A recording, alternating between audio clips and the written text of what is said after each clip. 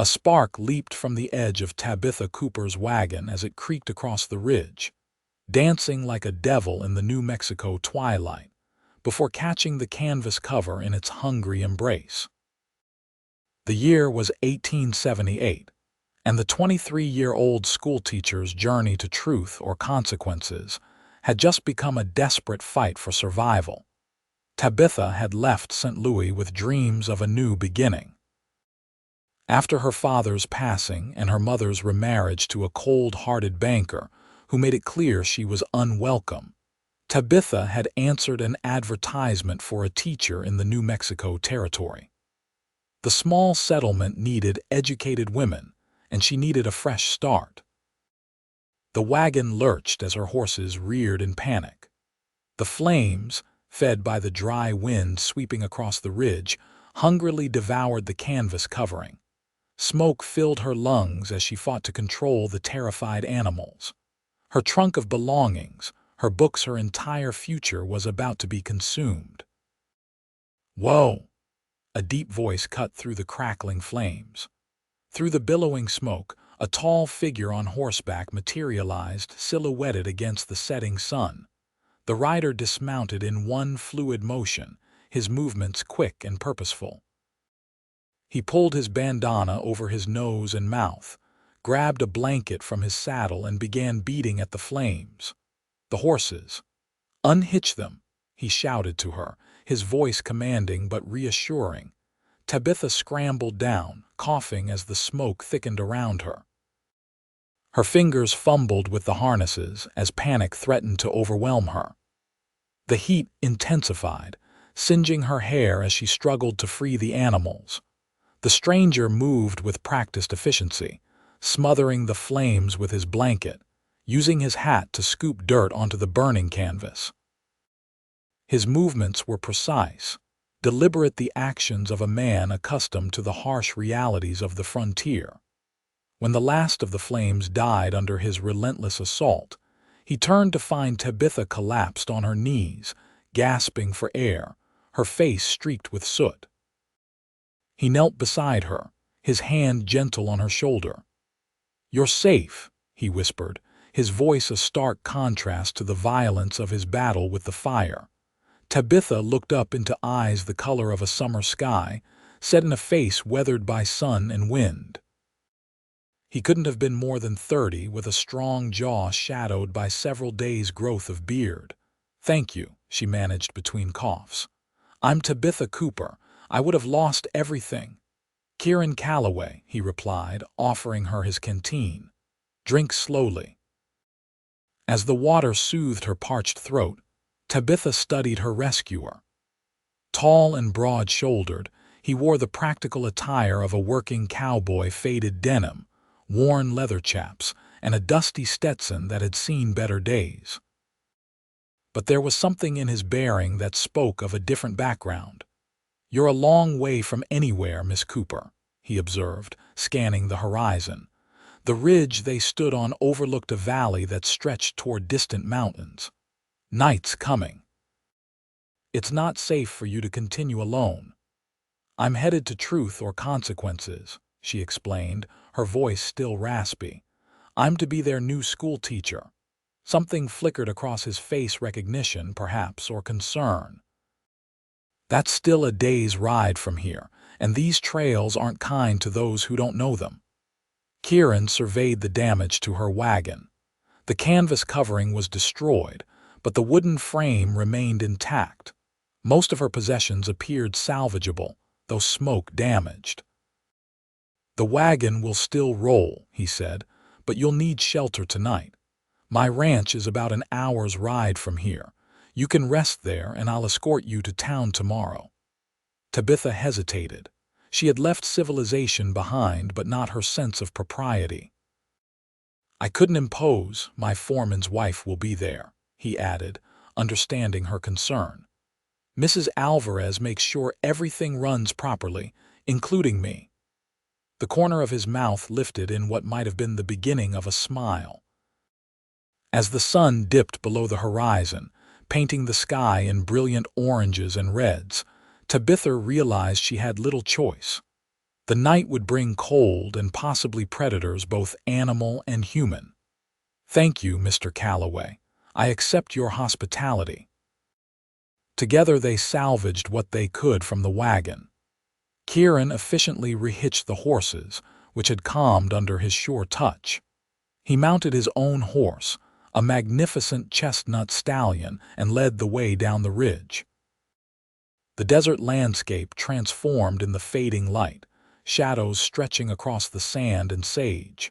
Stars began to emerge in the darkening sky, more brilliant than Tabitha had ever seen in St. Louis. "How did you happen to be passing by?" she asked as they rode. "I was checking the north boundary of my land," he replied. "We've had trouble with rustlers. You own all this?" Tabitha looked around in amazement at the vast landscape. "The Flying Sea Ranch runs from that ridge to the river about 10 miles south," he explained. "Not the biggest spread in the territory, but it's mine." There was pride in his voice, but something else too, a solitude that spoke of long nights under these same stars, alone with his thoughts. As they crested a gentle slope, lights appeared in the distance, warm, welcoming beacons in the gathering darkness. The silhouette of buildings took shape.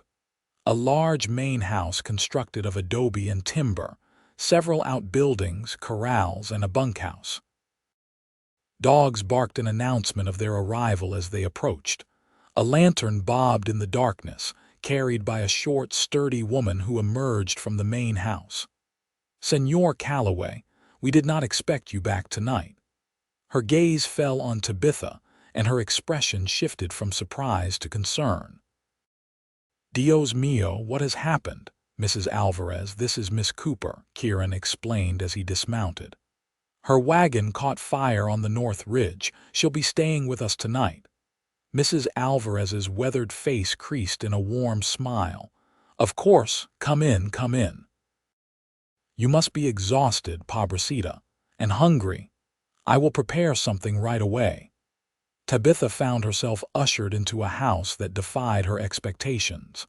The exterior might have been rustic, but the interior spoke of comfort and taste. The main room featured solid furniture, some of it clearly brought from back east at considerable expense. A large stone fireplace dominated one wall, while bookshelves lined another filled with volumes that would have impressed her father, who had been a professor before his illness. "You have a beautiful home, Mr. Calloway," she said, surprised by the refinement. "My mother's influence," he replied simply, hanging his hat on a rack by the door. "Mrs. Alvarez will show you where you can wash up. I need to speak with my foreman." As he stepped back outside, Mrs. Alvarez guided Tabitha to a small but comfortable bedroom. "This was the Señora's room," she explained, lighting oil lamps. "Señor Kieran's mother. She passed 3 winters ago." A porcelain basin and pitcher sat on a washstand, and Mrs. Alvarez quickly filled it with water from a kettle she retrieved from the kitchen. "I'll find you something clean to wear," the housekeeper said, eyeing Tabitha's smoke-stained dress. "Rest a bit. Dinner will be ready soon." Left alone, Tabitha gratefully washed the soot from her face and hands. The cool water revived her, clearing away some of the fog of exhaustion. The room was simply but elegantly furnished, with a handmade quilt on the bed and curtains of delicate lace at the window. On the dresser stood a daguerreotype in a silver frame, a handsome couple, the woman seated, the man standing behind her with his hand on her shoulder. The resemblance between the man in the photograph and Kieran was unmistakable, though the elder Calloway wore the formal attire of an Eastern gentleman. Mrs. Alvarez returned with a simple but clean dress. "It belonged to Carmen, my daughter," she explained. "She married and moved to Santa Fe last year. It should fit well enough for tonight." After changing, Tabitha followed the housekeeper to the dining room where a table had been set for 3. Kieran entered from outside, his face and hands freshly washed, his hair still damp. Miguel says the north fence is secure, he reported to Mrs. Alvarez. He and the boys will ride the boundary again tomorrow. The meal was simple but delicious tender beef stew, fresh bread, and vegetables from Mrs. Alvarez's garden.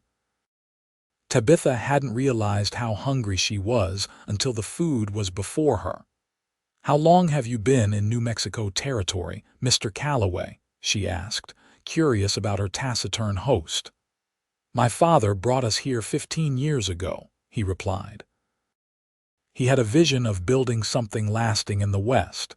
He was from Boston, originally a businessman who'd made his fortune in shipping. "And you followed in his footsteps." A shadow crossed his face. "Not exactly. He wanted to build a cattle empire." "I'm just trying to hold onto what he started." Mrs. Alvarez clucked her tongue. "Senor Kieran is too modest. The flying C has prospered under his hand. His father would be proud."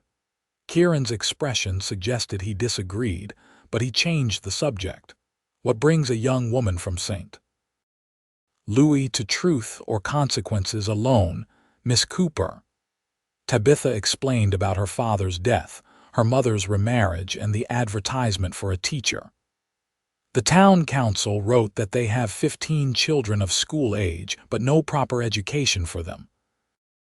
They've built a schoolhouse and offered a salary that will allow me to support myself. Truth or consequences is growing," Kieran acknowledged. "The silver mine has brought new families, and the railroad survey team believes the line will come through within 2 years. You know the town well?" Tabitha asked. "Well enough," he replied noncommittally. "I do business there." After dinner, Kieran excused himself to check on the horses, leaving Tabitha with Mrs. Alvarez. The housekeeper was more forthcoming as they washed the dishes together. "Senor Kieran is a good man," she said firmly. "He works too hard and speaks too little, but his heart is kind." After his parents died, his father in a riding accident, his mother from influenza, he kept on all the ranch hands, even when money was tight. "He made sure my Eduardo could see a proper doctor in Santa Fe when his lungs were bad." "He seems reserved," Tabitha observed. Mrs. Alvarez nodded. "See, he carries burdens. There was a time when he smiled more, before the war. He fought in the war between the states. He was very young, but yes, he doesn't speak of it, but he came back changed." She crossed herself. "Such a terrible thing, war." Later, sitting on the porch as the night cooled around them, Tabitha watched Kieran return from the stables. His long stride ate up the distance, his movements efficient and controlled. There was something compelling about him, a quiet strength that seemed to anchor him to the land he walked upon. "Your horses are settled," he told her as he climbed the porch steps. "I've had the men load your belongings into the wagon. We should leave at first light to reach town by afternoon." "Thank you." Tabitha hesitated, then added, "for everything." Kieran leaned against the porch railing, looking out at the star-filled sky. "This country can be harsh to those who aren't prepared. You were fortunate today." "Yes, fortunate you were there," she agreed. A comfortable silence fell between them. In the distance, a coyote called, its lonely cry echoing across the desert. "Is it always so beautiful here?" Tabitha asked, gazing at the vast expanse of stars. Kieran followed her gaze upward. "It has its moments. My father used to say we're all just specks of dust in the universe," she mused. "But on nights like this, it feels like an honor just to be one of those specks." He looked at her then, really looked at her, as if seeing something unexpected. "Your father sounds like a thoughtful man." "He was a professor of literature," Tabitha said, smiling at the memory. "He believed books could transport us anywhere across time, across the world." "Is that why you became a teacher?" "Partly. And partly because I believe knowledge is the great equalizer. A child with education has possibilities that might otherwise be closed to them." Kieran nodded slowly. "A worthy cause. And you?" she asked. "What drives Kieran Calloway?" He was silent so long she thought he might not answer. "Obligation initially," he finally said. "Now." "Continuity, perhaps, building something that lasts." Before she could respond, he straightened. "Dawn comes early, you should rest." Tabitha slept deeply that night, lulled by the unfamiliar sounds of the desert, the distant howl of coyotes, the soft hooting of an owl, the whisper of wind through sage. When Mrs. Alvarez knocked gently on her door the next morning, pre-dawn light was just beginning to edge the horizon. Breakfast was hearty eggs, bacon, biscuits with honey and strong coffee. Kieran ate quickly and efficiently, a man accustomed to beginning his day well before sunrise. "I've packed provisions for your journey," Mrs. Alvarez told Tabitha, handing her a cloth-wrapped package. "And a canteen of fresh water." Outside, Tabitha's wagon stood ready, a tarpaulin rigged where the canvas had been. Her trunks and boxes were secured, and her horses looked refreshed after a night in the flying Citacest stable. "We've reinforced the wheel that was wobbling," Kieran explained. "It should hold until you reach town, but you'll want to have the blacksmith look at it." "You've been so kind," Tabitha said, feeling awkward in the face of such generosity. "I don't know how to repay you." "No repayment necessary," he replied firmly. "Anyone would have done the same." Mrs. Alvarez huffed at that. "Not anyone, señorita. Our Señor Calloway is special." A flicker of embarrassment crossed Kieran's face. "We should be going if we want to reach town by midday." They set off as the sun crested the eastern mountains, painting the landscape in gold and pink. Kieran rode alongside the wagon, occasionally pointing out landmarks or naming plants and animals they passed. His knowledge of the land was intimate, born of years of careful observation.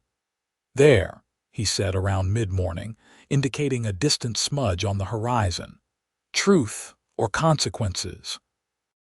As they drew closer, the town took shape, a collection of wooden and adobe buildings strung along a main street, with houses and smaller structures scattered around it.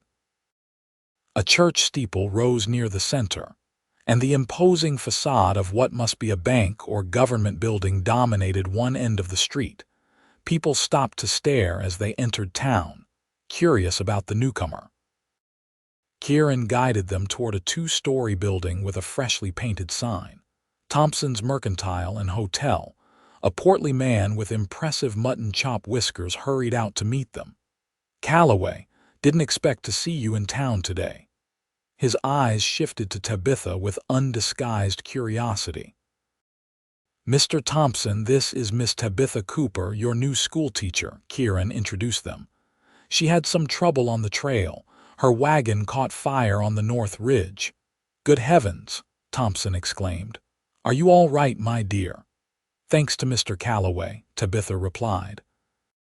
"He happened to be passing by and put out the fire before it could destroy everything." "Lucky indeed," Thompson agreed. "Well, we've been expecting you, Miss Cooper. Your room's already upstairs and the schoolhouse is prepared for the fall term." A crowd had begun to gather, townspeople curious about the commotion. Thompson made hasty introductions as people approached. There was Sheriff Daniels, a grizzled man with a limp and watchful eyes; Mrs. Whitaker, who ran the boarding house; Dr. Peterson and his wife, and several mothers eager to meet their children's new teacher. "The town council will want to meet you officially," Thompson explained. "We've arranged for that tomorrow afternoon if you're feeling up to it after your ordeal." "I'll be fine," Tabitha assured him. "I'm eager to see the schoolhouse and begin preparations for the term." As the crowd dispersed and Thompson directed several men to unload her belongings, Tabitha turned to Kieran, who had remained quietly at the edge of the gathering. "Will you stay in town tonight?" she asked, suddenly reluctant to see him leave. He shook his head. "I need to get back to the ranch. We're branding tomorrow." "Of course." She extended her hand. "I don't know how to thank you properly, Mr. Calloway." He took her hand, his calloused palm warm against hers. "Be careful with fire," he said, the corner of his mouth lifting slightly. "And if you need anything, the Flying Sea is just a half-day's ride west." With that, he mounted his horse, touched the brim of his hat in a brief salute, and rode out of town the way they had come, a solitary figure against the vast landscape. Thompson showed Tabitha to a comfortable room above the mercantile. "It's temporary, just until you get settled," he explained. "The schoolhouse has living quarters attached, but they need a bit more work before they're ready." Left alone, Tabitha unpacked the few items she would need immediately. Her books had survived the fire, though some smelled of smoke. Her father's pocket watch, her most precious possession, was untarnished in its leather case. After washing away the dust of travel, she ventured downstairs to explore her new home. Truth or Consequences was smaller than St. Louis by several orders of magnitude, but it hummed with activity. The silver mine at the edge of town employed dozens of men, and the businesses that supported them, the saloon, the mercantile, the blacksmith, seemed to be thriving.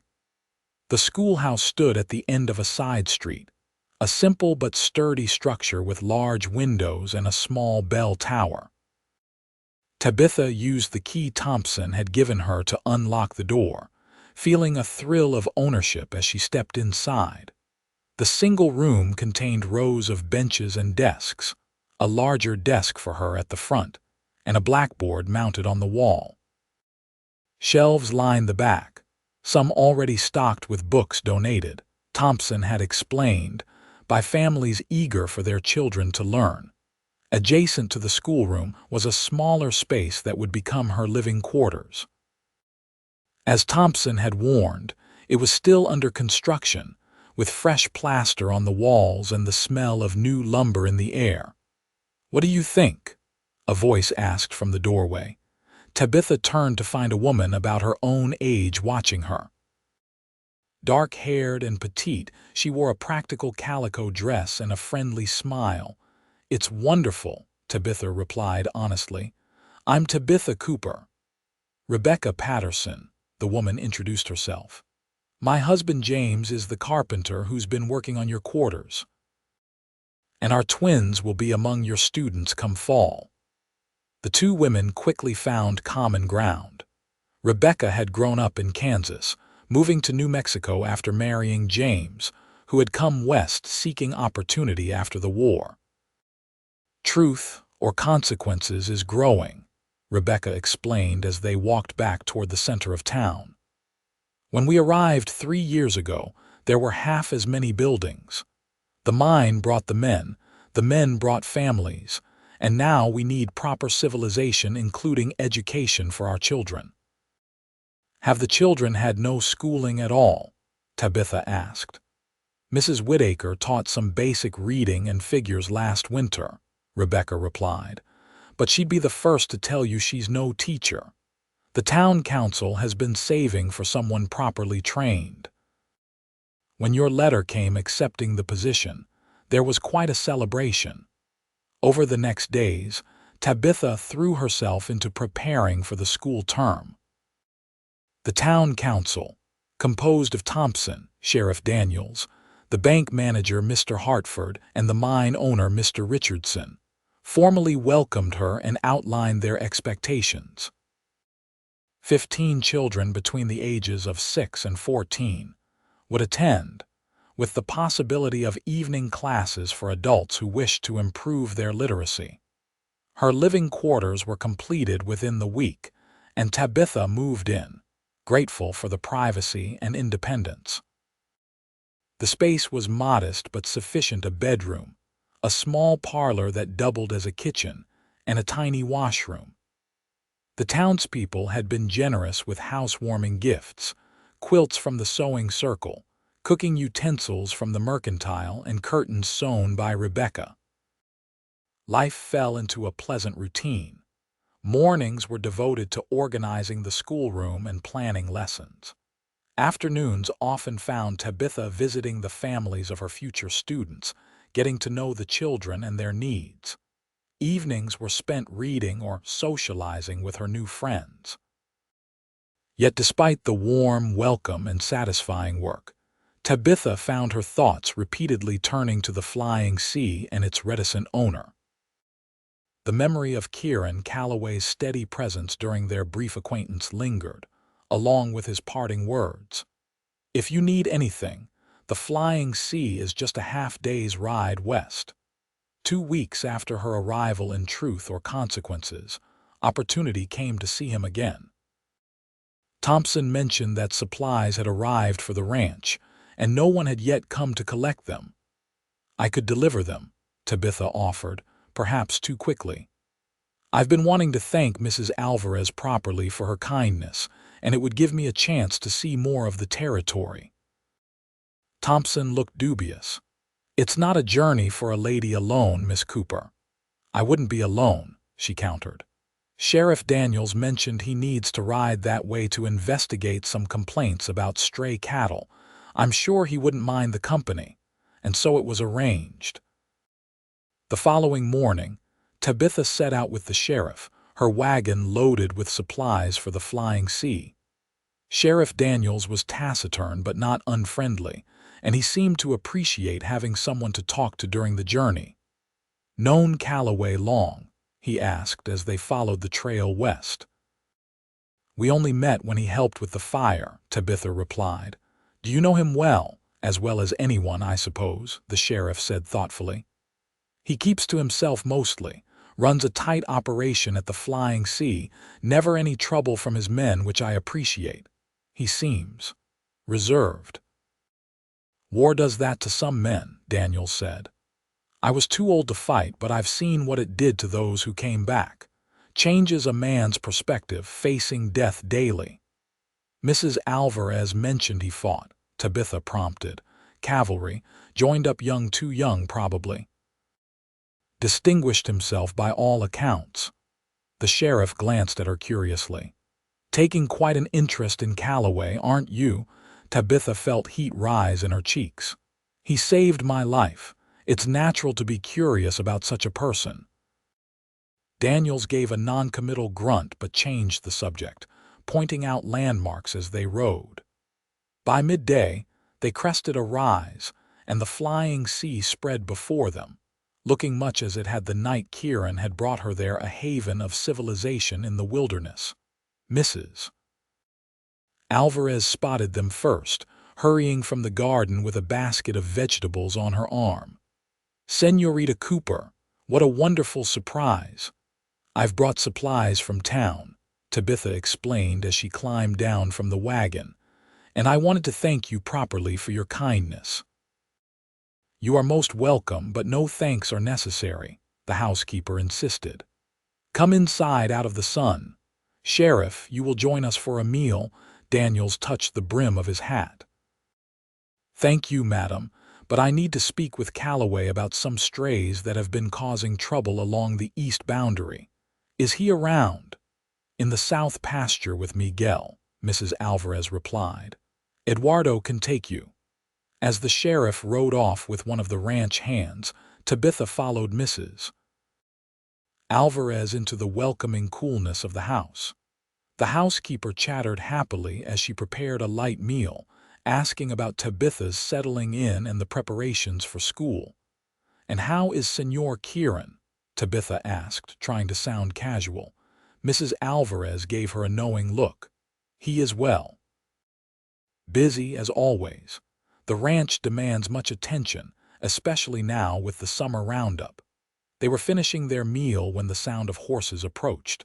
Through the window, Tabitha saw Kieran and Sheriff Daniels dismounting by the corral, deep in conversation. "Ah, they return," Mrs. Alvarez observed. "I will make fresh coffee." A few minutes later, the men entered.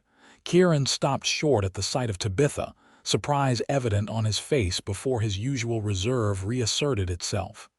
"Miss Cooper," he said, removing his hat, "this is unexpected." "I volunteered to deliver your supplies," she explained, and to thank Mrs. Alvarez properly for her kindness. That was thoughtful. His tone was polite but guarded. Sheriff Daniels accepted a cup of coffee from Mrs. Alvarez. "Calloway's going to help track down those strays," he informed Tabitha. "Says they're probably from the Benson spread north of here. We'll head out after we've rested the horses a bit." Tabitha felt a stab of disappointment. She had hoped for more time with Kieran, though she could hardly admit it. "I should get back to town before dark," she said. "Alone." Kieran's tone sharpened. "That's not advisable." "I've made the journey once already today," she pointed out. "With an armed escort," he countered. "Sheriff, surely you're not suggesting Miss Cooper return unaccompanied?" Daniels looked uncomfortable. "I'd planned to escort her back, but if those strays are Benson's as you suspect, we need to deal with them quickly. He's not a man to cross." "Then Miss Cooper will have to remain here until tomorrow," Kieran decided. "I can escort her back after we've settled the matter with Benson." "I don't wish to impose," Tabitha began. "It's not an imposition," Kieran cut her off. "It's common sense. These hills aren't safe for a woman alone."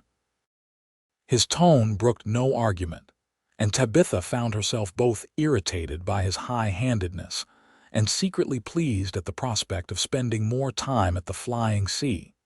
After the sheriff and Kieran departed, Mrs. Alvarez showed Tabitha to the same room she had occupied during her previous stay. "Rest if you wish," the housekeeper suggested. "They may be gone until evening." Instead, Tabitha asked if she might help with household tasks. Mrs. Alvarez happily accepted the offer, and they spent a pleasant afternoon preserving vegetables from the garden. The older woman was a natural storyteller, sharing tales of her childhood in a village near the Mexican border and her decades of service to the Calloway family. "Senor Charles Kieran's father, he brought us here from Texas," she explained as they worked. "My Eduardo was his foreman there, and when Senor Charles decided to start a new ranch in New Mexico, he asked us to come. I need people I can trust," he said. "What was he like?" Tabitha asked, curious about the man in the Degria type. "A dreamer with practical hands, Mrs. Alvarez replied thoughtfully. "He saw possibilities where others saw only empty land, and he loved his family fiercely. The Senora and young Kieran were his world. And Kieran's mother, Senora Elizabeth, was a true lady. She came from a fine Boston family, but she embraced this wild country. She made this house a home, taught the vaqueros' children to read, tended the sick when there was no doctor." The housekeeper's eyes grew misty. "When she died, a light went out of this place." "It seems Kieran inherited traits from both parents," Tabitha observed. Mrs. Alvarez nodded. "See, he has his father's determination and his mother's compassion, though he keeps the latter well hidden." She gave Tabitha a sidelong glance. "He speaks of you, you know." "Of me?" Tabitha's heart quickened. "What does he say?" "He asked if I thought you would find truth or consequences to your liking. If the children there would respect a young teacher. Small things, but for Senor Kieran to speak of anyone is noteworthy." The sun was setting when they heard horses in the yard. Through the kitchen window, Tabitha saw Kieran dismounting, his movements betraying fatigue. Sheriff Daniels was not with him. Mrs. Alvarez hurried to the door. "Where is the sheriff?" "Escorting Benson's cattle back to his ranch," Kieran replied, removing his hat and gloves. "He'll continue to town from there. Then he will not return here tonight." "No. He asked me to convey his apologies to Miss Cooper." Kieran's gaze found Tabitha, who had followed Mrs. Alvarez to the door. "I'll take you back to town tomorrow morning." "Thank you," she replied. "I hope I'm not disrupting your work." A ghost of a smile touched his lips. "The ranch has survived without me before. It will manage one more day." Over dinner, Kieran seemed more relaxed than Tabitha had yet seen him. He asked about her impressions of truth or consequences, and listened attentively as she described her preparations for the school term. "The children are eager to learn," she told him. "Some have had no formal education at all, but they're bright and curious. Their parents value education," he noted. "That's why they pooled resources to hire a teacher when the territorial government couldn't provide one." "You have business interests in town?" Tabitha asked. "You seem well informed about local affairs." "I serve on the bank's board," he admitted. "And I have some investment in the mercantile. This territory is growing; those who don't grow with it will be left behind." After Mrs. Alvarez retired for the night, they moved to the porch. The evening was pleasant, with a gentle breeze carrying the scent of sage. Stars blazed overhead in a moonless sky. "You miss St. Louis?" Kieran asked unexpectedly. Tabitha considered the question. "I miss certain aspects, the libraries, the theaters, but there's something about this landscape that speaks to me. It's honest somehow." "Honest is a good word for it," he agreed. "The desert doesn't pretend to be anything other than what it is. It can kill you if you're careless, but it never lies about its nature." "Is that why you stayed? After the war, I mean. You could have gone east with your family's connections." If he was surprised by her knowledge, he didn't show it. "I came back because I promised my father I would. I stayed because—" He paused, searching for words. "Because here I know who I am and what's expected of me. The boundaries are clear." "And that's important to you, clear boundaries?" "After the chaos of war, yes." His voice held no self-pity, just simple acknowledgement. They sat in companionable silence for a time, listening to the night sounds, the distant howl of coyotes, the soft nickering of horses in the corral. "Will you tell me about it someday?" Tabitha asked quietly. "The war," Kieran stared into the darkness. "There's little worth telling. Men fought, men died. I was luckier than most. Yet it changed you. It changes everyone who experiences it." He turned to look at her, his expression softened by shadow. "But that's enough about the past. Tell me about your plans for the school." Tabitha recognized the deflection, but respected his wish to change the subject. She outlined her curriculum ideas and her hope to eventually expand educational opportunities for adults in the community. "Ambitious," he commented when she finished. "Is that a criticism?" "An observation," he corrected, "and an admiration. Few people come to this territory with plans beyond basic survival or profit." "Education is my calling," she said simply. "As this ranch is yours." He nodded slowly. "Perhaps so." When they parted for the night, Tabitha felt a connection forming between them, tenuous but real. Kieran Calloway was a complex man, shaped by experiences both painful and profound. His reserve was not coldness, she realized, but a carefully constructed armor against a world that had taught him the high cost of vulnerability. Morning came with the crowing of roosters and the bustle of a working ranch awakening. Tabitha dressed quickly in the clothes Mrs. Alvarez had laundered for her, then joined the household for breakfast. The bunkhouse cook had prepared enough food for an army: eggs, bacon, biscuits, and gravy, and the ranch hands ate with the hearty appetite of men who would spend the day in physical labor. Kieran introduced her to those she hadn't met during her previous stay. Miguel, the foreman, a dignified man with silver-streaked hair. Young Tomas, barely 18 but already skilled with horses. Jeremiah, a former Buffalo soldier who now served as the ranch's best marksman, and several others whose names blurred together. The men treated her with courteous respect, clearly curious about her presence but too well-mannered to ask direct questions. Their deference to Kieran was evident, though it seemed born of genuine regard rather than fear. After breakfast, Kieran helped her into the wagon. "Ready to return to civilization, Miss Cooper? Truth or consequences is hardly civilization by Eastern standards," she pointed out with a smile. Compared to the flying sea, it's practically Philadelphia, he returned, surprising her with the touch of humor. The journey to town passed more quickly than Tabitha would have liked. Kieran was more talkative than during their previous trip, pointing out features of the landscape and sharing stories about the early days of the ranch. "My father lost half his first herd to drought," he recalled. "The next year, rustlers took a third of what remained, but he was stubborn, a trait my mother claimed I inherited in abundance. She sounds like a remarkable woman." She was. His tone held reverence. "She brought culture to this wilderness, books, music, ideas. She insisted I continue my education even after we moved west. She would have liked you, I think." The simple statement warmed Tabitha more than she cared to admit.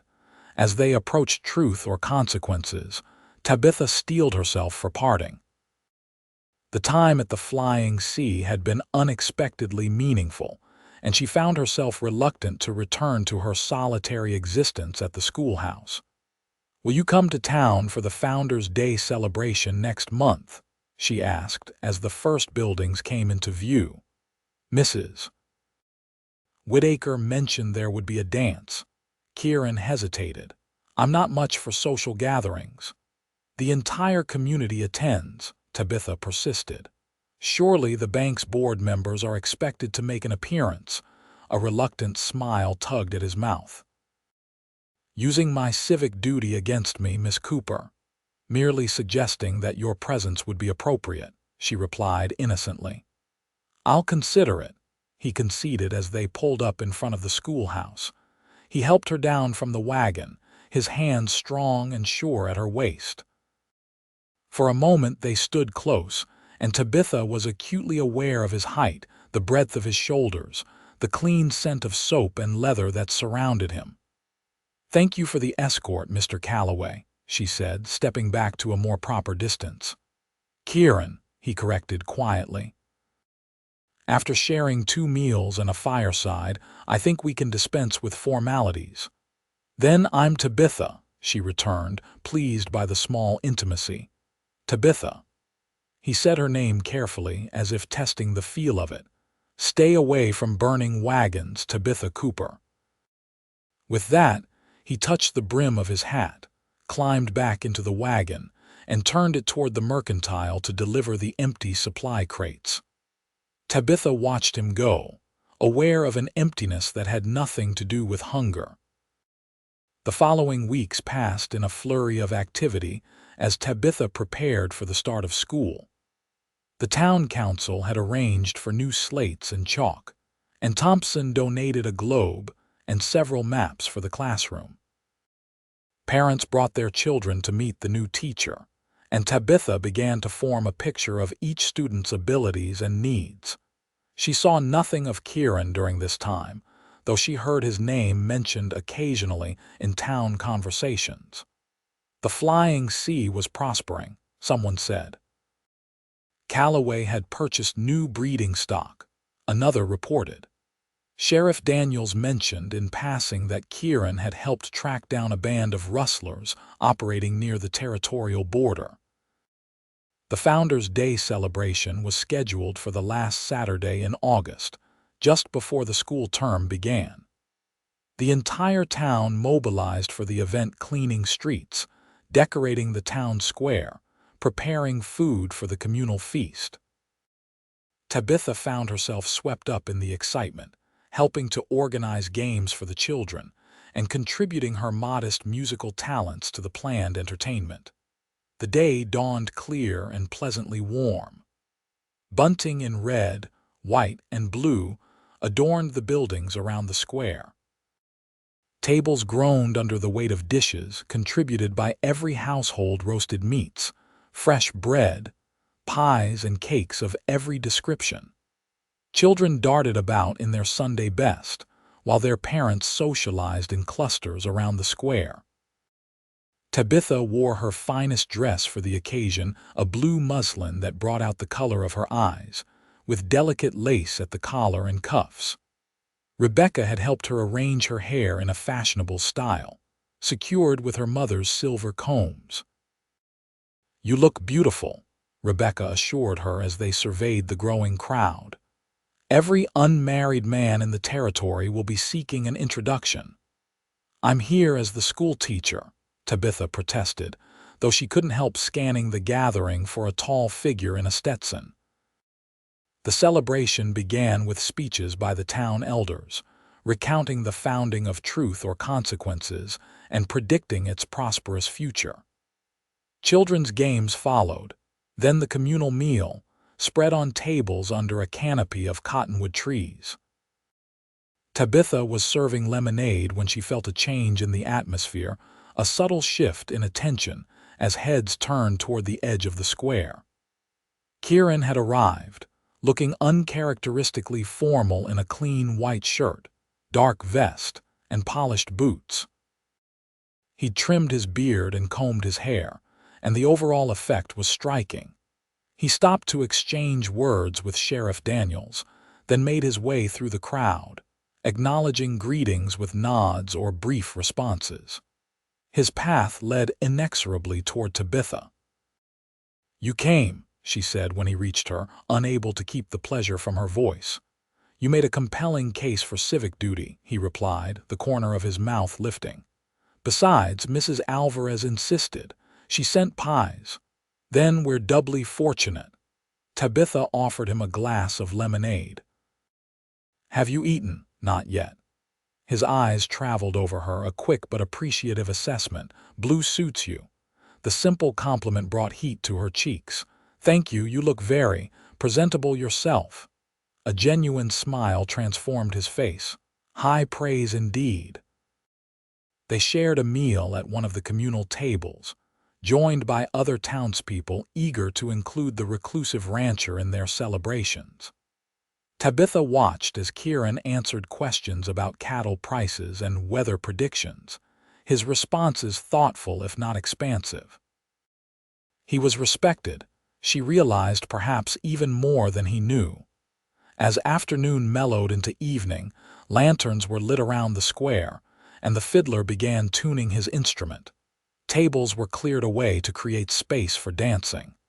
"Will you honor me with a dance, Miss Cooper?" Mr. Hartford, the bank manager, asked as the music began.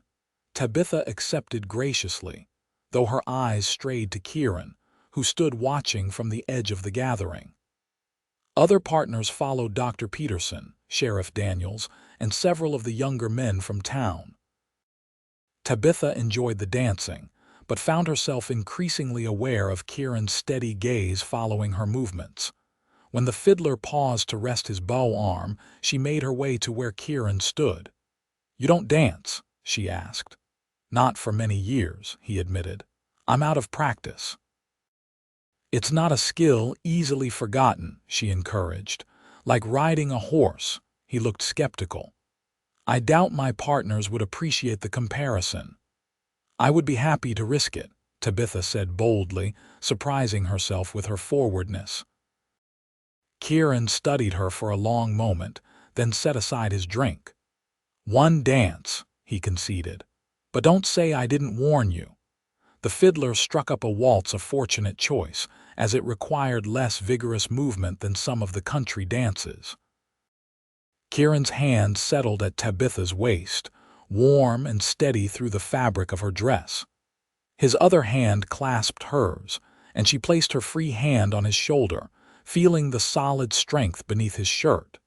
"It's been a long time," he murmured as they began to move with the music. But his body remembered what his mind might have forgotten. He guided her smoothly across the improvised dance floor, his steps sure and his timing perfect. Tabitha had danced with many partners in St. Louis ballrooms, but none had made her feel so secure, so perfectly matched to their movements. "You dance beautifully," she told him, "for someone out of practice." "I had good teachers," he replied. "My mother insisted I learn all the social graces before the war. She had hopes I might return east for college afterward." "But you didn't." "No, by then my father needed me here." His hand tightened imperceptibly at her waist. and I'd seen enough of the wider world to last a lifetime. The music carried them around the square, past smiling faces and knowing glances. Tabitha was conscious of the picture they made, the schoolteacher and the rancher, moving in perfect harmony under the stars. "People are watching," she murmured. "Let them," he replied, his voice low and intimate.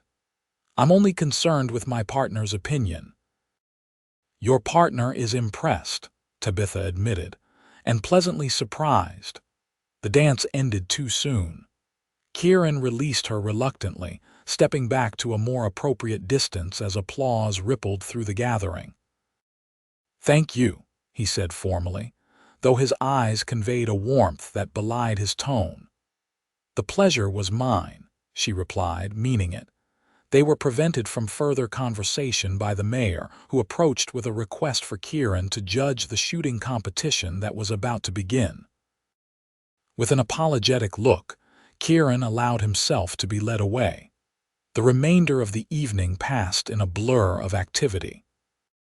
Tabitha participated in the community singing, played a simple piece on the piano that had been brought outdoors for the occasion, and helped organize the children's lantern parade.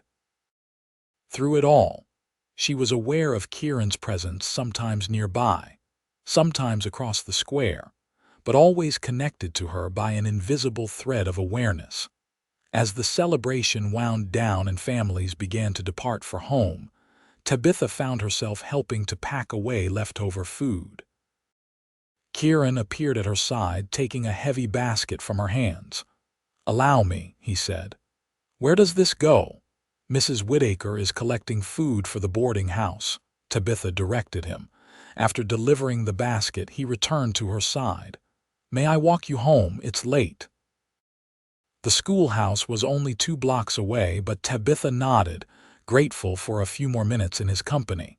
They strolled through the quieting town, their path lit by a bright 3/4 moon. "Did you enjoy the celebration?" she asked. "More than I expected," he admitted. "Though I found the company more appealing than the festivities themselves." The simple statement hung between them, its implications clear. At the door of the schoolhouse, Tabitha turned to face him, suddenly shy despite the easy conversation they had shared throughout the evening. "Would you like to come in for tea?" she offered. "Or coffee if you prefer." Kieran hesitated, clearly tempted. "It's late," he said finally, "and tongues would wag if I were seen entering the schoolteacher's quarters at this hour." "Of course," she said, disappointment sharp despite her understanding of his concern. "You're right. But I'd like to call on you properly," he continued. "Perhaps next Sunday afternoon, if you're free." Joy bloomed in her chest. "I'd like that very much." In the silvery moonlight, his face was half in shadow, but she could see the intensity in his eyes as they rested on her face. For a breathless moment, she thought he might kiss her, wanted him to, but he merely took her hand and raised it to his lips in a gesture both old-fashioned and deeply affecting. "Until Sunday, then," he said, his voice husky. "Until Sunday," she echoed.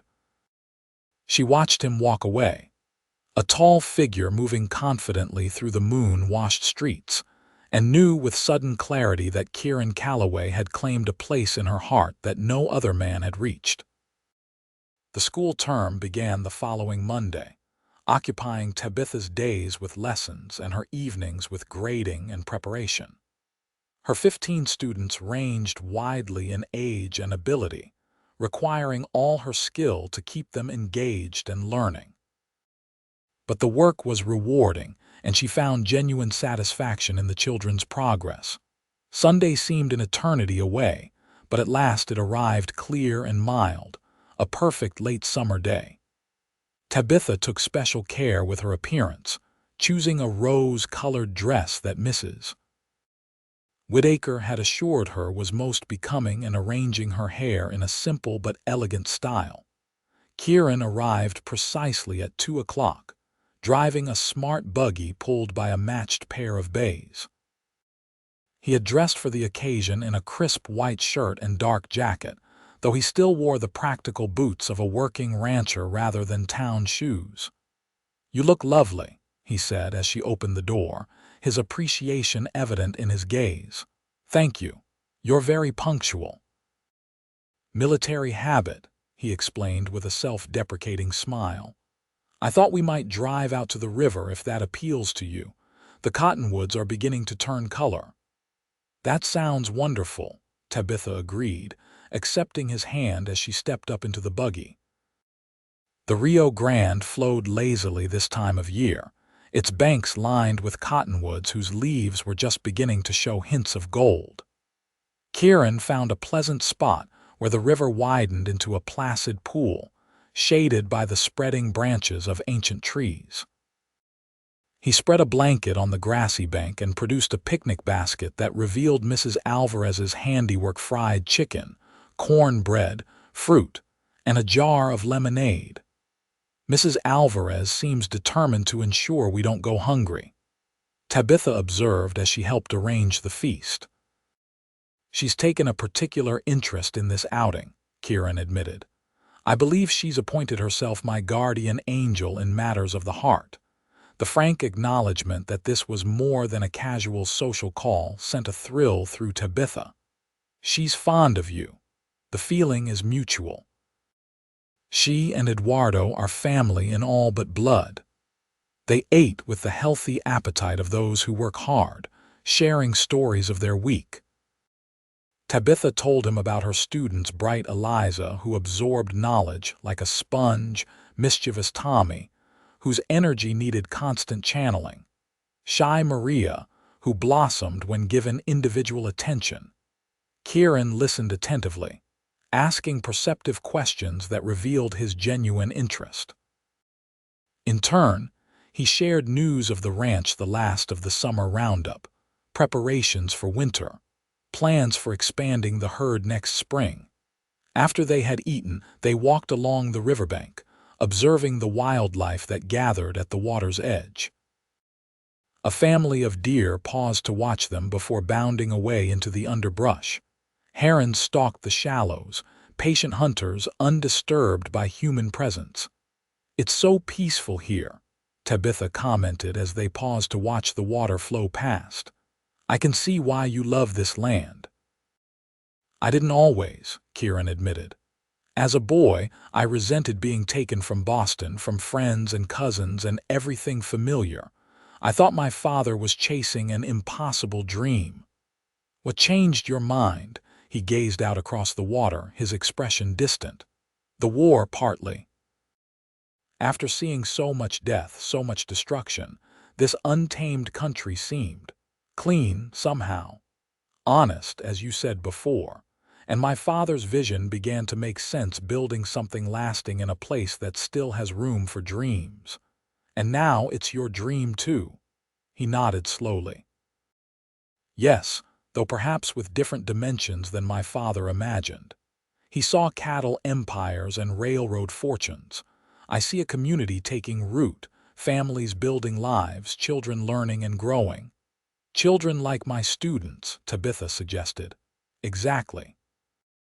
He turned to face her, his expression earnest.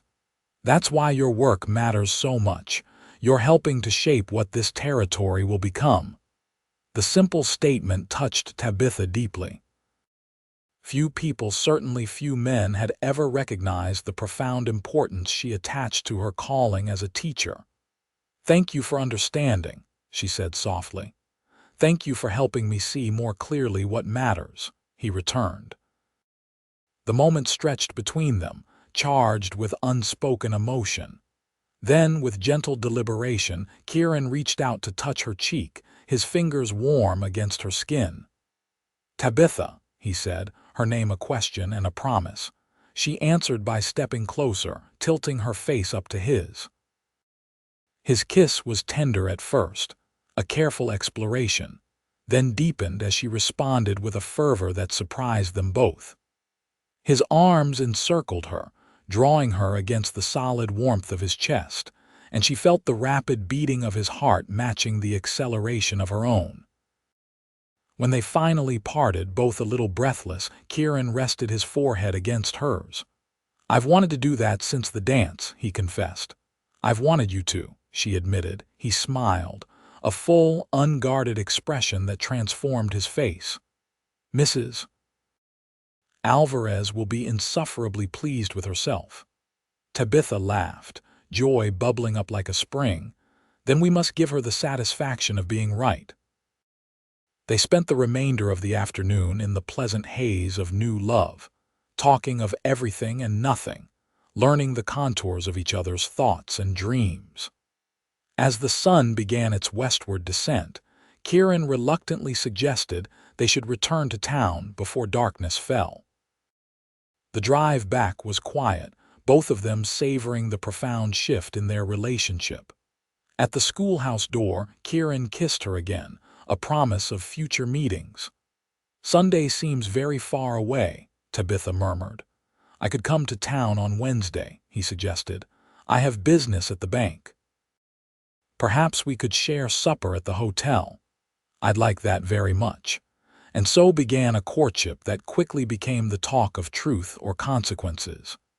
Kieran rode into town twice a week, Wednesday evenings and Sundays after church. They dined at the hotel, walked along the town's dusty streets, attended community gatherings together.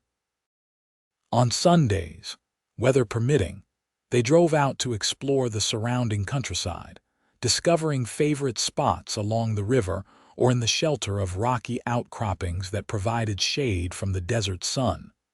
October brought cooler temperatures and the first hint of winter in the air. Tabitha's school was thriving, with even the most reluctant students showing progress. The town council, pleased with her methods and results, voted to purchase additional books and supplies, and to consider adding evening classes for adults in the spring. Kieran, too, was prospering. The flying Ceticus cattle were fat and healthy as they entered the leaner months, and his investments in town were yielding satisfactory returns. But more than material success, Tabitha saw a change in him, a gradual opening, like a flower turning toward the sun. He smiled more easily, laughed more often, engaged more readily with townspeople when they visited truth or consequences together. "You've been good for him," Sheriff Daniels commented one day when he encountered Tabitha leaving the mercantile. "Calloway was becoming a hermit out there at the Flying C before you came along." "He's a private person," Tabitha replied, defensive of Kieran's reserved nature. "No argument there," the sheriff agreed, "but a man needs human connection." After what he saw in the war, what he lost with his parents, he was closing himself off. "You've brought him back into the world." Tabitha pondered the sheriff's words that evening as she prepared for Kieran's Wednesday visit. Had she truly made such a difference in his life? She knew only that he had transformed hers, bringing companionship, joy, and a depth of feeling she had never experienced before. When he arrived, she noticed he seemed preoccupied, a furrow between his brows that usually signaled concern about ranch matters. "Is something wrong?" she asked as they walked toward the hotel for supper. "Not wrong exactly," he replied. "Just unexpected. I received a letter today from my mother's cousin in Boston. It seems there's a legal matter regarding her estate that requires my attention. You'll have to go east." The prospect of his absence, even temporary, created a hollow feeling in her chest. "So it appears. I've put it off for years, but Frederick, my cousin, writes that it can no longer be delayed." He took her hand, tucking it into the crook of his arm. "I'll be gone a month, perhaps 6 weeks." "When will you leave?" "After the first of the year. Miguel can manage the ranch through the quiet season, and Eduardo will ensure everything runs smoothly." He glanced down at her, his expression softening. "I'll miss you every day." "As I will miss you," she said simply. They reached the hotel and were shown to their usual table. After they had ordered and been served, Kieran reached into his jacket pocket and withdrew a small box. "I had planned to wait until Christmas," he said, "but in light of this journey, I find I don't want to delay." He opened the box to reveal a ring, a single perfect sapphire set in gold, flanked by two smaller diamonds. Tabitha's breath caught as she realized its significance. "Tabitha Cooper," Kieran said, his voice steady despite the emotion evident in his eyes. "These past months have been the happiest of my life. You've brought light and joy back into my world. Would you do me the honor of becoming my wife?" Joy flooded through her, so intense it brought tears to her eyes. "Yes," she whispered. "Oh, Kieran, yes." He slipped the ring onto her finger where it fit as if made for her. "It was my mother's," he explained. "My father gave it to her when they became engaged. She would have wanted you to have it." "It's beautiful," Tabitha said, admiring how the sapphire caught the lamplight. "I'll treasure it always." "I thought perhaps we might marry when I return from Boston," he suggested. "In the spring when the desert blooms." "That sounds perfect." They spent the remainder of the evening making plans for the wedding, for their life together. Tabitha would finish the school term, training a replacement if the town council could find one, though she offered to continue teaching if needed. "The Flying C isn't so far from town," Kieran pointed out. "You could ride in daily if you wish to continue." "Let's see what the council decides," she said practically. "I won't leave them without a teacher, but I'm eager to begin our life together at the ranch." Word of their engagement spread quickly through Truth or Consequences. Tabitha was touched by the genuine pleasure her students and their parents expressed, and by the warm congratulations offered by townspeople who had come to know and respect both her and Kieran. The weeks leading up to Christmas passed in a flurry of activity. Tabitha divided her time between her teaching duties and preparations for Kieran's departure. She knitted him a warm scarf for the eastern winter, while he commissioned a special gift for her from a silversmith in Santa Fe, a delicate chain bearing a charm in the shape of the Flying C brand. They celebrated Christmas at the ranch, where Mrs. Alvarez outdid herself preparing a feast for the ranch hands and several guests from town. The house was decorated with pine boughs and candles, and a small tree stood in the corner of the main room, adorned with handmade ornaments contributed by everyone on the ranch. "Next Christmas you'll be mistress of this house," Mrs. Alvarez told Tabitha as they prepared for the guests' arrival. "I look forward to taking orders from you, Señorita." "I could never replace you," Tabitha protested. "This will always be your domain." The housekeeper patted her hand. "We will work together to make it a true home again. Señor Kieran deserves happiness, and you bring it to him." New Year's Day arrived all too quickly, bringing with it Kieran's departure. He would travel by stagecoach to Santa Fe, then east by train, a journey that would take nearly 2 weeks. "Write to me," Tabitha urged as they said goodbye at the stagecoach office. "Tell me everything about Boston." "Every day," he promised. "And you must write of all that happens here. I want to know about your students' progress, the town gossip, everything." Their farewell kiss was bittersweet, a promise of reunion shadowed by the long separation ahead. Tabitha fought back tears as the stagecoach pulled away, Kieran's face at the window growing smaller until it disappeared around a bend in the road. The weeks of separation stretched endlessly before her, but Tabitha threw herself into her work with renewed dedication. She began the evening classes for adults that had been discussed, teaching reading and basic arithmetic 3 nights a week. The response was enthusiastic, with 15 adults, mostly minors and their wives, attending regularly. Kieran's letters arrived sporadically, depending on the vagaries of the postal service. He wrote of the changes in Boston since his youth: new buildings, expanded docks, the sense of a city constantly in motion. He described his meetings with lawyers regarding his mother's estate, which proved more complex than anticipated. And he wrote of his longing for New Mexico, for the open skies, the honest work of the ranch, and most of all for Tabitha. Boston society would welcome me back with open arms, he wrote in late February. My cousin Frederick has made that clear. The Calloway name still carries weight here, and there are opportunities for a man with capital and connections. But I find I have no desire for this life. My home is the flying sea, and my heart is with you in truth or consequences. Tabitha treasured each letter, reading and rereading them until the paper grew soft at the creases. She wrote faithfully in return, sharing the small triumphs of her classroom, the progress of her adult students, the gossip and events of the town.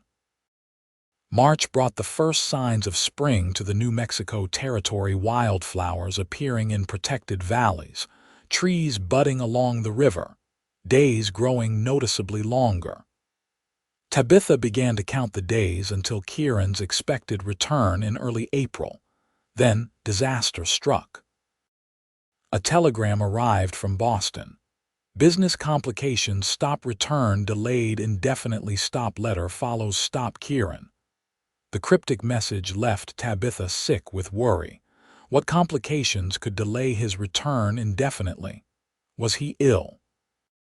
Had there been some catastrophic legal problem with his mother's estate? The promised letter arrived a week later, bringing both explanation and fresh concern. The legal issues had indeed proven more complex than anticipated. Kieran's maternal grandfather, it seemed, had established a trust that passed through the female line.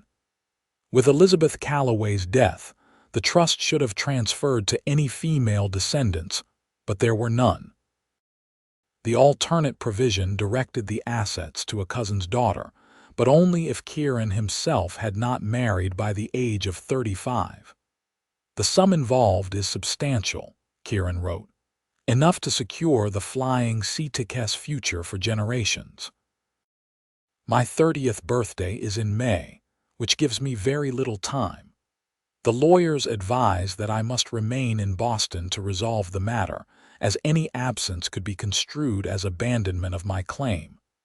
I am fighting this with every legal means available, but the process is painfully slow. Tabitha's heart ached for him, trapped in a city he had no desire to call home, entangled in legal complications not of his making. She wrote back immediately, assuring him of her understanding and support, urging him to do whatever was necessary to protect his inheritance. The flying sea is your legacy, she wrote. It represents not just your future but the dreams of your parents. I will wait for you, whether your return comes in weeks or months. April passed with no resolution. Kieran's letters grew increasingly frustrated as legal maneuvers and countermaneuvers dragged on. The opposing faction, his cousin's family, had engaged expensive lawyers who seemed determined to delay proceedings until after his 30th birthday, when their client's claim would be strengthened. I sometimes think I should abandon the whole matter and return home, he confessed in a letter that reached Tabitha in early May. The flying sea has prospered without this inheritance. It would continue to do so. But then, I remember my mother's pride in her family's legacy and her desire that it should pass to her children. How can I dishonor that wish by giving up the fight? Tabitha agonized over her response. Her heart cried out for his return, for the wedding they had planned, for the beginning of their life together. But she knew he would never forgive himself if he abandoned his mother's legacy without exhausting every possibility. You must see this through, she finally wrote. Not for the money itself, but for what it represents, your mother's faith in you as the guardian of her family's heritage. I will be here when you return, whether that's next month or next year. As spring deepened into summer, Tabitha faced a decision of her own. The school term had ended, and the town council had approached her about continuing in the fall. With Kieran's return date still uncertain, She agreed to remain as teacher for another year, though with the understanding that her position might change when she married. Life in Truth or Consequences continued its steady rhythm. The silver mine expanded operations, bringing new families to town. Thompson added a second floor to the mercantile to accommodate increased inventory. The town council discussed the need for a proper church building to replace the multi-purpose structure that currently served for worship. Tabitha found comfort in the community's growth and in her role within it. Her adult education classes had proven so successful that a second session was planned for the fall. Several of her students had progressed from basic literacy to reading newspapers and simple books, opening new worlds of information and opportunity. In late July, a breakthrough finally came. "The court has ruled in my favor," Kieran wrote, his normally neat handwriting betraying his excitement. "My cousin's family has filed an appeal, but my lawyers are confident it will be dismissed. I should be able to leave Boston by the end of August, home to you by mid-September. Hold fast a little longer, my love." The news brought tears of joy to Tabitha's eyes. After 8 months of separation, they would finally be reunited. She threw herself into preparations, ensuring the schoolroom was ready for her replacement, should one be found quickly, working with Mrs. Alvarez to prepare the ranch house for her arrival as its mistress, planning the simple ceremony that would unite them at last. The second week of September brought a telegram from Santa Fe. "Arrived safely, stop continuing to Truth or Consequences tomorrow, stop with love, Kieran." Tabitha could barely contain her excitement as she shared the news with her friends in town. Rebecca helped her choose a new dress for Kieran's arrival, a deep green that complemented her auburn hair and fair complexion. Mrs. Whitaker insisted on arranging a welcome dinner at the boarding house for the following evening. The stagecoach was due at noon. By 11, Tabitha was waiting at the depot, too restless to remain at the schoolhouse. Sheriff Daniels kept her company, sharing stories of his own courtship years earlier to distract her from watching the road. At 12:30, dust appeared on the horizon, the telltale cloud that preceded the stage. Tabitha's heart pounded as the conveyance grew larger, the sound of hooves and wheels audible now as the driver urged the team toward town. The stagecoach rolled to a stop in a cloud of dust. The door opened, and Kieran emerged, looking travel-worn but wonderfully, blessedly familiar. His eyes found hers immediately, and the smile that spread across his face was like sunrise after the longest night. 3 strides brought him to her side. Heedless of the watching townspeople, he swept her into his arms, lifting her off her feet in an embrace that spoke volumes about the depth of his feelings. "Tabitha," he murmured against her hair. "My Tabitha." "You're home," she whispered, tears of joy streaming down her face. "Home," he agreed, setting her gently on her feet but keeping his arms around her. Finally home. The welcome dinner that evening became an impromptu engagement celebration as Kieran announced their intention to marry as soon as possible. Sheriff Daniels, who was also the local justice of the peace, offered to perform the ceremony the following weekend. "Unless you'd prefer to wait for the circuit preacher," he added. Kieran looked to Tabitha, leaving the decision to her. "I've waited long enough," she said firmly. Saturday would be perfect. The next days passed in a whirlwind of preparation. The entire town seemed determined to make their wedding a memorable event. The newly completed church building would host the ceremony, with flowers contributed from every garden in Truth or Consequences. Mrs. Whitaker and her boarders prepared a wedding feast. Thompson donated a bolt of white satin from which Rebecca and several other women fashioned a wedding gown for Tabitha. Saturday dawned clear and perfect. the last warmth of summer tempered by the first hint of autumn crispness. Tabitha dressed in her new gown with Rebecca's help, her hands trembling slightly as she fastened her mother's pearls around her neck. "You look beautiful," Rebecca assured her, adjusting the simple veil that crowned Tabitha's upswept hair. "Kieran won't be able to take his eyes off you." The church was filled to capacity when Sheriff Daniels escorted her down the aisle. Townspeople and ranch hands stood side by side, all there to witness the union of two people who had come to mean so much to the community. But Tabitha saw only Kieran, waiting for her at the altar. He wore a new suit, his hair freshly trimmed, his face clean-shaven for the occasion.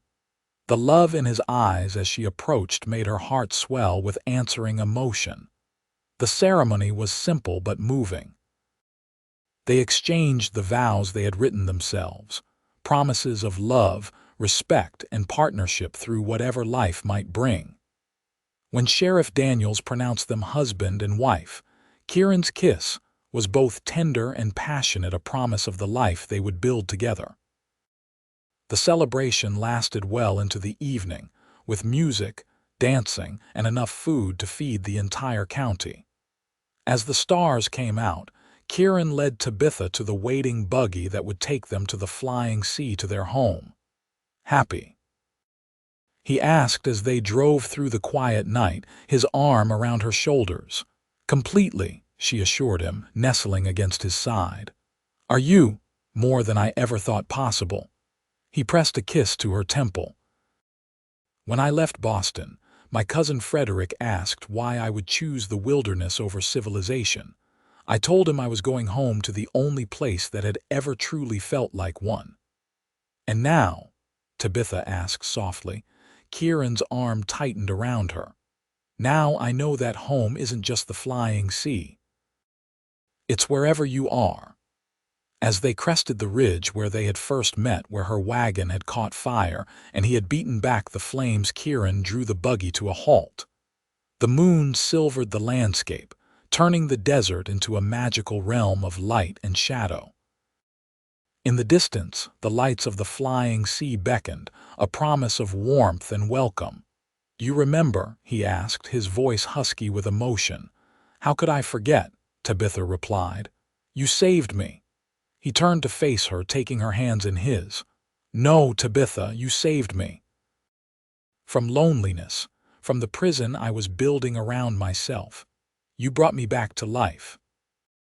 Their kiss beneath the vast New Mexico sky sealed the promise of their future, a future built on love, respect, and the shared dream of creating something lasting in this wild, beautiful land they both now called home. 2 years later, Tabitha stood on the porch of the flying Seaticus main house, watching as Kieran rode in from the east pasture, their infant son securely cradled in one arm. At 10 months, Thomas Charles Calloway was the image of his father, the same clear blue eyes, the same determined chin. But he had his mother's curious nature and love of learning, already fascinated by the books she read to him each evening. The inheritance that had kept Kieran in Boston had indeed transformed the flying sea.